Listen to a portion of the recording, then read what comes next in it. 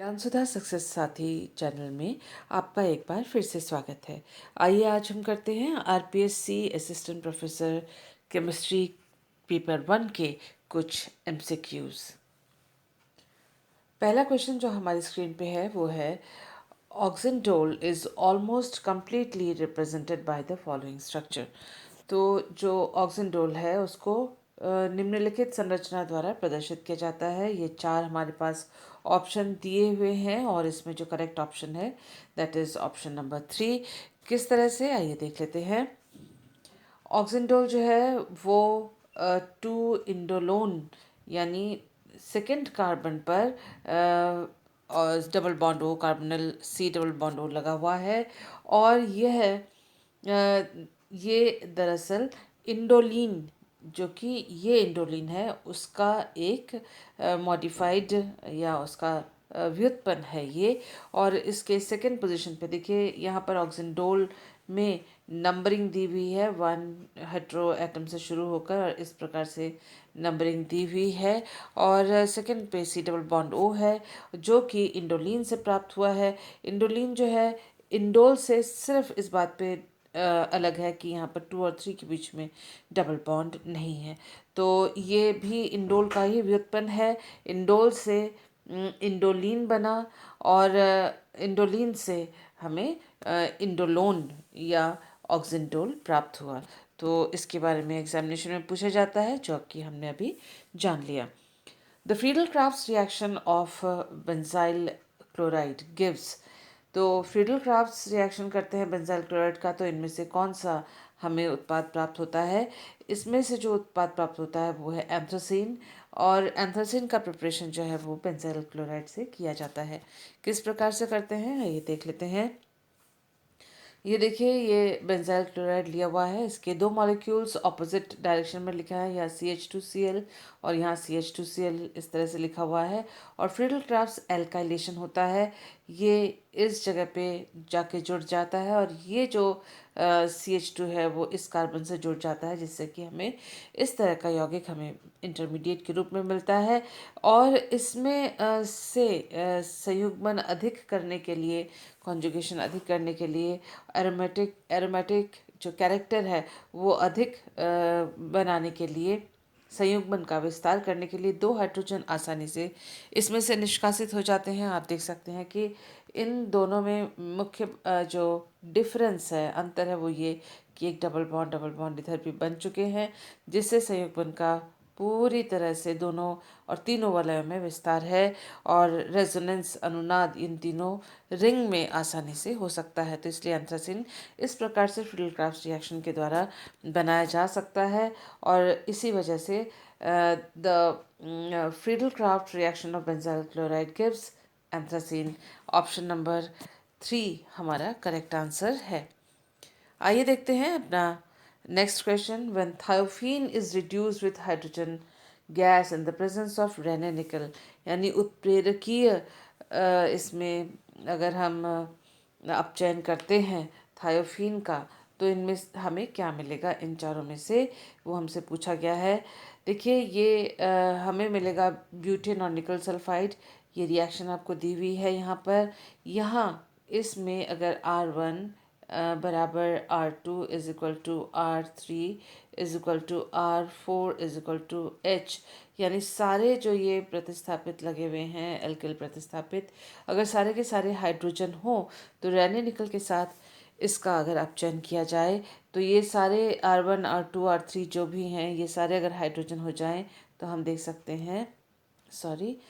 सकते हैं, कि ये ब्यूटेन एन ब्यूटेन बनेगा, क्योंकि ये भी हाइड्रोजन, ये भी हाइड्रोजन, तो ये 1 2 3 और 4 कार्बन इसमें हो तो ये हो जाएगा एन ब्यूटेन और साथ में प्रोडक्ट मिलेगा हमें निकल सल्फाइड। तो जो ऑप्शन 1 है that is the correct answer. ये थायोफीन ही है और टेट्रा एल्किल थायोफीन है और सारे जो एल्किल ग्रुप्स हैं उनको हाइड्रोजन से आप रिप्लेस कर दें तो आपको ब्यूटेन और निकल सल्फाइड प्रोडक्ट के रूप में इस क्वेश्चन में या इस रिएक्शन में प्राप्त होगा।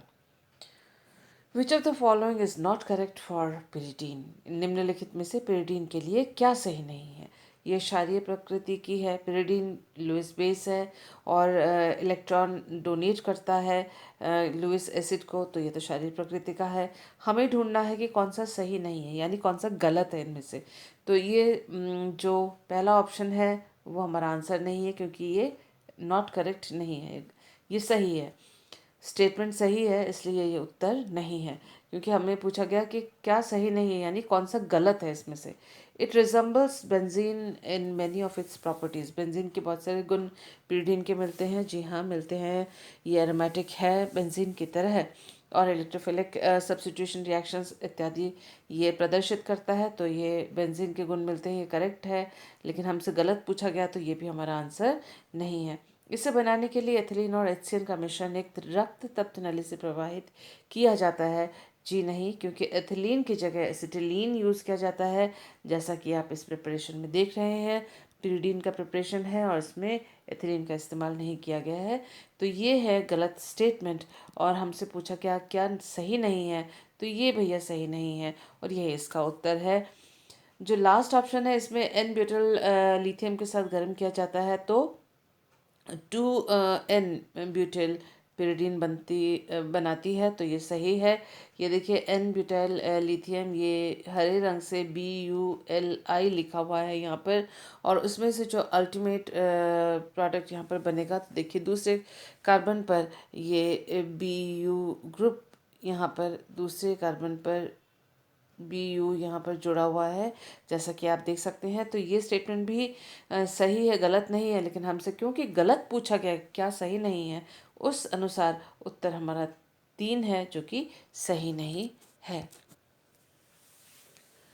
The correct RS nomenclature for the following. इस तरह के क्वेश्चंस जैम में और नेट में भी आते हैं, RPSC में भी आते हैं। इसका जो हल है हम वेरी गुड मेथड के द्वारा करेंगे, जिसके अनुसार वेरी यानी वेरी का VER वर्टिकल बनाते हैं वेरी से।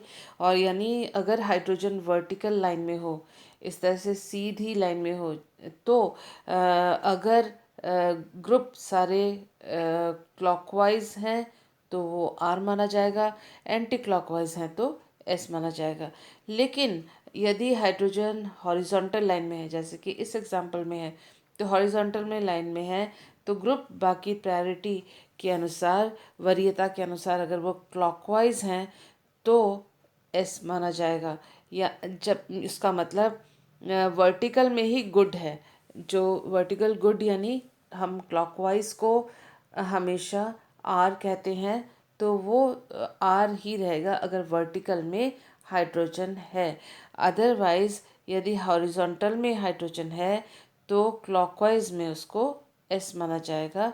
इसीलिए इसको वर्टिकल गुड मेथड के नाम से, यानी उसका शॉर्ट या उसका दूसरी तरह से याद करने के लिए वेरी गुड मेथड कहा जाता है। किस प्रकार से हुआ ये देख लेते हैं। इन्होंने हमें 4 ऑप्शन दिए हैं और यहीं इसकी प्रैक्टिस कर लेते हैं। हाइड्रोजन को लास्ट वरीयता दी जाती है, क्योंकि इसके एटॉमिक जो वेट है, वो परमाणु भार है इसका सबसे कम है, इसलिए लास्ट प्रायोरिटी होती है। और जब हम RS नॉमेनक्लेचर में क्लॉकवाइज या एंटी क्लॉकवाइज देखते हैं, तो उसको हम नेग्लेक्ट करते हैं, वो कहीं पर भी है उसको हम छोड़ देते हैं। बाकी जो 3 ग्रुप हैं उसमें BR का वेट सबसे ज़्यादा, नंबर 1, उसके बाद नंबर 2 CL का, और ये C है तो इसको नंबर 3। तो हम देख रहे हैं कि 1 2 3 इस तरह से 1 4 को नेगलेक्ट किया, फिर 2 और 3, तो हम देख सकते हैं क्लॉकवाइज है। और इसमें जो हाइड्रोजन है वो हॉरिजॉन्टल है, क्लॉकवाइज लेकिन हॉरिजॉन्टल, उसे कहते हैं S। तो ये जो पहले का जो कॉन्फ़िगरेशन है वो S होगा। तो ये R और R वाला हमने काटा, इन दोनों में से एक आंसर हो सकता है। अगर यहाँ पर एंटी क्लॉकवाइज होता तब जाके वो R होता इस केस के लिए। खैर, अब हम नेक्स्ट वाले उसके लिए आते हैं कंपाउंड पर। इसमें भी चौथा ये है, ब्रोमो को नंबर 1 दिया गया है, Cl को नंबर 2 दिया गया है, और क्योंकि यहाँ CH3 का C है, उसको हमने नंबर 3 दिया है वरीयता क्रम के नियम के अनुसार। 4 को हमने नेग्लेक्ट किया, बाकी को देखा 1 2 3 ये भी क्लॉकवाइज मोड में है। तो अब हम, लेकिन हाइड्रोजन क्या है, हॉरिजॉन्टल सॉरी हाइड्रोजन क्या है, वर्टिकल पे है, वर्टिकल जगह पर है, वर्टिकल पोजीशन पे है। इसीलिए अगर क्लॉकवाइज है तो आर होगा और एंटी क्लॉकवाइज है तो एस होगा। तो ये 1 2 3 ये क्लॉकवाइज है, हाइड्रोजन को हमने नेग्लेक्ट किया, हाइड्रोजन हमारे वर्टिकल पोजीशन पे है, वेरी गुड, यानी क्लॉकवाइज और आर होगा। तो सेकंड वाला हमारा आर होना चाहिए, ना कि एस। तो ऑप्शन 3 जो है हमारा करेक्ट आंसर है, और उसको हम वेरी गुड मेथड के द्वारा इस तरह से आसानी से निकाल सकते हैं। The correct IUPAC name of the following is, तो ये हमें ज्योमेट्रिकल आइसोमर दिया हुआ है, और हमसे पूछा है कि इसमें से करेक्ट नेम क्या है। देखिए, जो खास है 2,4 हेक्साडाइन सारे में है। इन्होंने IUPAC नॉमेनक्लेचर IUPAC नंबरिंग दे रखी है, फ़र्क सिर्फ जो सामने वाला EZ है उसमें है। तो हम ये जो हर डबल बॉन्ड के लिए डबल बॉन्ड ई है या जेड है वो ढूंढेंगे, ये ई है या जेड है वो ढूंढेंगे। इसके लिए एक एक डबल बॉन्ड के जो दोनों कार्बन है उनसे लगे हुए जो ग्रुप्स हैं, उन ग्रुप का हम वरीयता क्रम में नंबर लगाएंगे। जो हाई वरीयता होगी, अधिक वरीयता होगी, उसको नंबर 1। जैसे इस कार्बन को अगर देखें नंबर 2, सी का एटॉमिक वेट ज़्यादा है, एच का कम है, तो सी को 1 दिया है, एच को 2 दिया है। उसी तरह से हमने अगर C3 को देखा है इस वाले डबल बॉन्ड के लिए, तो इसको क्योंकि ये सी से बॉन्डेड है तो इस ग्रुप को देंगे हम 1, जैसा कि यहाँ पर लिखा हुआ है, ये रहा 1। और हाइड्रोजन का वेट क्योंकि कम है इसलिए इसको दिया जाएगा 2। अगर हम इस डबल बॉन्ड को देखें तो समान ग्रुप 1 और 1 एक दूसरे के एंटी हैं, यानी एंटी जेजन ई होगा 2 का। तो हम देखें E2 का किस में हो सकता है, इसमें भी दिया हुआ है, इसमें भी दिया हुआ है। यहाँ Z है वो गलत है, यहाँ Z है उसको गलत हमने किया। अब 2 और 4 में से हमारा क्या आंसर होगा, उसको पता करने के लिए जैसे हमने इसको क्रॉस किया और इसको हमने क्रॉस किया, और हम देख सकते हैं सेकंड वाले बॉन्ड का क्या सिचुएशन है। सेकंड वाले डबल बॉन्ड के लिए भी जो हाइड्रोजन है उसको वरीयता 2 मिलेगी, यहाँ 2 और 2 दे रखा है। और दूसरा जो है ये कार्बन से बॉन्डेड है तो ये 1 होगा, और ये कार्बन से बॉन्डेड है ये वाला, तो ये 1 होगा। तो आप देख सकते हैं कि अगर हम इसको ध्यान से देखें तो हमने, हाँ, इसको देखें तो समान वरीयता वाले जो ग्रुप हैं इस वाले डबल बॉन्ड में एक ही साइड में है, यानी जुसामेन यानी Z। तो पहले वाला होगा E, सेकंड वाला होगा Z, जो कि यहाँ पर दोनों ही E लगा रखे हैं, तो ये गलत है। हमारा करेक्ट जो आंसर है इसके अंदर option number 2 is the correct answer for this particular question. Next question को करने से पहले याद कर लेते हैं कि हैलोजेंस जो हैं उनको फंक्शनल ग्रुप में कोई क्रियात्मक समूह में कोई वरीयता नहीं मिलती है, वो हमेशा प्रतिस्थापित के रूप में ये माने जाते हैं। देखिए, अगर कोई चेन कहीं पर भी है, उसमें एक से अधिक प्रकार के हैलोजेंस उसमें जुड़े हुए हैं, जैसा कि इन तीनों एग्जांपल्स में हम देख रहे हैं। तो अगर कोई और सब्स्टिट्यूएंट है या जैसे डबल बॉन्ड भी है, तो जिस सिरे से डबल बॉन्ड है उसको नंबर 1 दिया जाएगा, और करते करते हम दूसरे सिरे तक पहुँचेंगे। और इस हिसाब से यहाँ पर ये चौथे नंबर पर 4 ब्रोमो और ये 5वें पर 5 क्लोरो के हिसाब से इसको नाम दिया जाएगा। अगर हम देखते हैं कि क्योंकि ये सब्स्टिट्यूएंट की तरह, प्रतिस्थापित की तरह गिने जाते हैं, तो देखिए चेन यहाँ से शुरू होती है, यहाँ तक ख़त्म होती है, लेकिन चेन के एक सिरे में ये वाला हैलोजन है, तो इसी को नंबर 1 दिया जाएगा क्योंकि एक कोने में है, इसको कम नंबर मिलेगा, इसको ज़्यादा वाला नंबर मिलेगा, दैट इज़ 4 ब्रोमो यहाँ पर। और ये पहले कार्बन से जुड़ा हुआ है तो फर्स्ट 1 क्लोरो इसमें इसका नंबर आएगा नेमिंग में। अगर ये दोनों बराबर दूरी पे हैं, चेन के सिरे से, श्रृंखला के सिरे से, तो क्या करेंगे, तो अल्फ़ाबेट का इस्तेमाल करेंगे। जो अल्फ़ाबेट में पहले आएगा, ABCD अगर हम गिने तो B पहले आएगा, तो B का नंबर पहले लगेगा। तो इसीलिए यहाँ पर 2 ब्रोमो और 4 क्लोरो के नाम से इसको नंबरिंग दी गई है या नेमिंग दी गई है।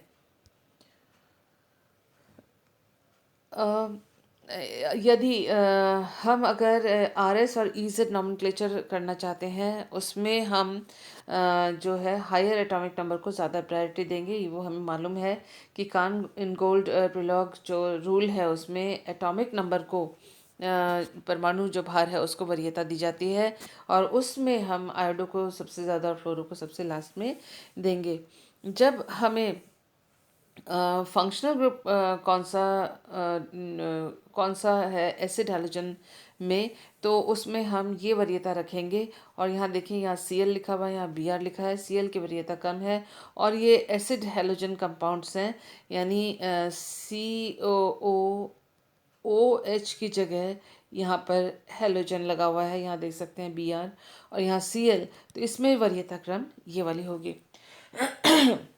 तो इसीलिए हम देख सकते हैं कि इसको नंबर 1 दिया गया है और इस जगह को नंबर 3 दिया गया है, क्योंकि Br की वरीयता कम है Cl से, और ये 3 ब्रोमो कार्बोनाइल बेंजोइल क्लोराइड के नाम से जाना जाएगा। इन सभी रूल्स को जो हैलोजन के बारे में उसको ध्यान में रखते हुए the correct IUPAC name of the following compound is, तो ये हमें कंपाउंड दिया गया है और इसके 4 ऑप्शन दिए गए हैं। कौन सा नाम हमारा इसमें से सही बैठेगा वो हमें ढूंढना है।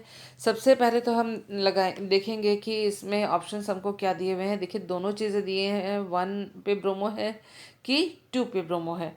अब हम इसको देख लेते हैं कि ये जो कार्बन चेन है वो 2 कार्बन का चेन है और ये दोनों सिरे में ही हैलोजन लगे हुए हैं और इसमें इसमें सॉरी एक्सक्यूज मी, इसमें जो है Br लगा हुआ है और इधर की तरफ से Cl लगा हुआ है, और यहाँ पर भी एक Cl है।